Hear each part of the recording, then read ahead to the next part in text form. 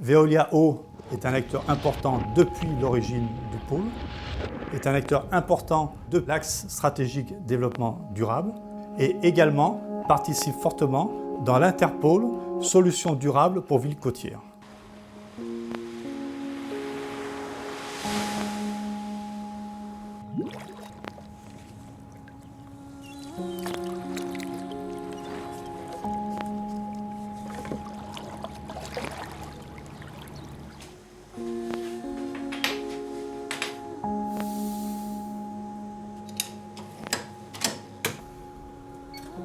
Là, c'est inférieur à 100, donc il y a bien un constat d'absence de risque apparent aux analyses. Il n'y a pas de problème sur cette plage.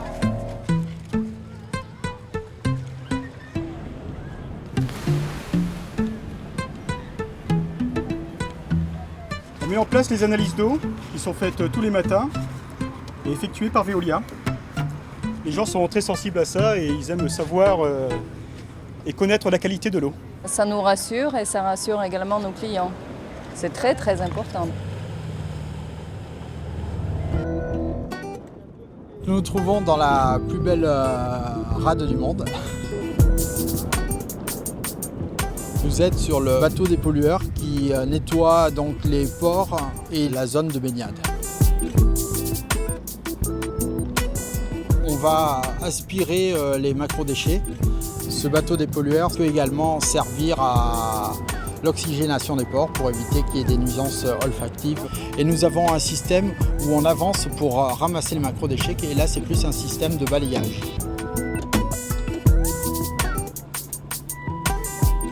Pélican 17 à Pégase 0605. Et on nous signale une zone importante de macrodéchets aux marinières, il faudra intervenir.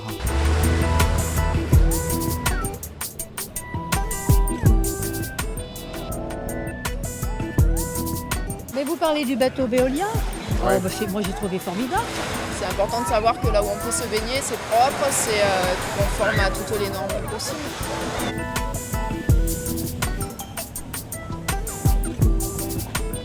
Et là, ici, l'eau, je pense que c'est vraiment propre. C'est très agréable. Très agréable. On a une piscine, mais vous voyez, on vit au bord de la mer. Formidable. Non, mais on sent la différence quand il passe. C'est mieux une eau propre. Et puis miracle, il n'y a plus de méduses.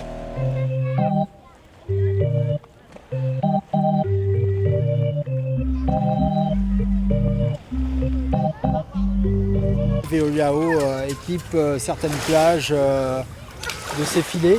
En fait, c'est une micromaille qui laisse passer donc l'eau, mais qui empêche la pénétration des méduses. C'est une zone qui a fait de nombreux adeptes.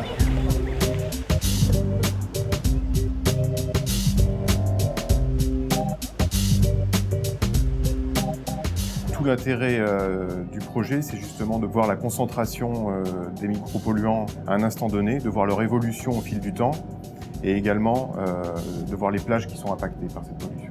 L'intérêt vraiment, ça va être d'anticiper ces événements pluvieux pour gérer l'ouverture et la fermeture des plages.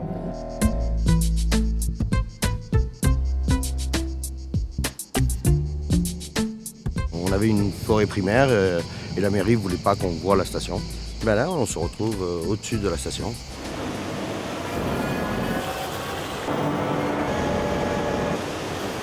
Tout le monde vient la visiter parce qu'elle a une particularité d'être couverte déjà, de traiter l'eau et d'être une des premières à être aussi ISO 14001 et d'avoir un site magnifique.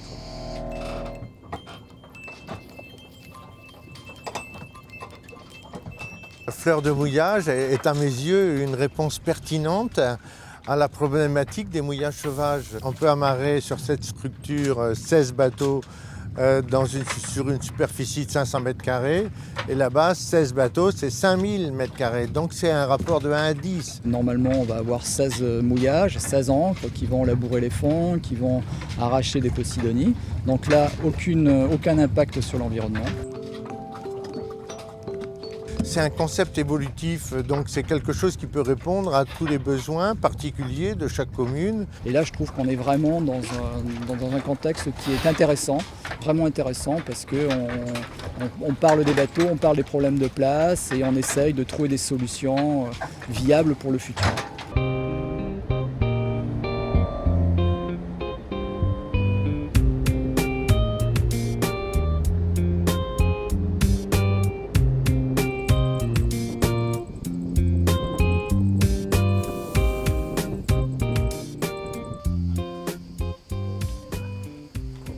Ici, nous, on teste l'impact des saumures qui sont rejetés par les usines de dessalement.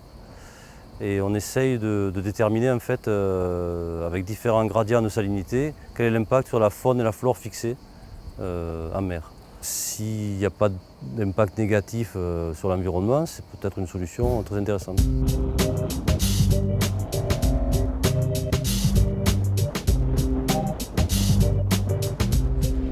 Les régions côtières sont les plus peuplées. Et en plus, les études démographiques montrent que cette population s'accroît.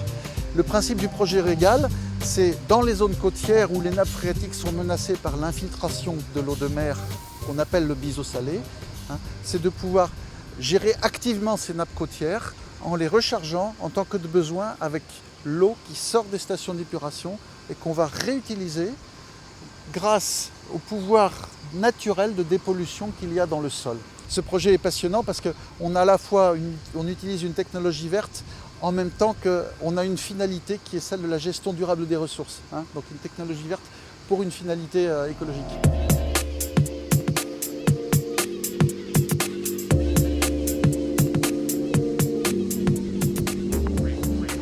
On a eu une période où on a, je pense, pompé un peu plus que d'ordinaire et la nappe, il y a eu un biseau salé qui a pénétré dans la nappe. Et maintenant, par l'apport d'eau que l'on a du bateau, on arrive à faire reculer plus ou moins la salinité de l'eau. La volonté de la mairie et de Veolia Eau, c'est d'apporter un système de production d'eau sur l'île qui soit pérenne. En été, il vient tous les jours, sauf une fois où il va à Port-Cros, pour alimenter Port-Cros aussi, parce qu'il est dans les mêmes conditions que nous.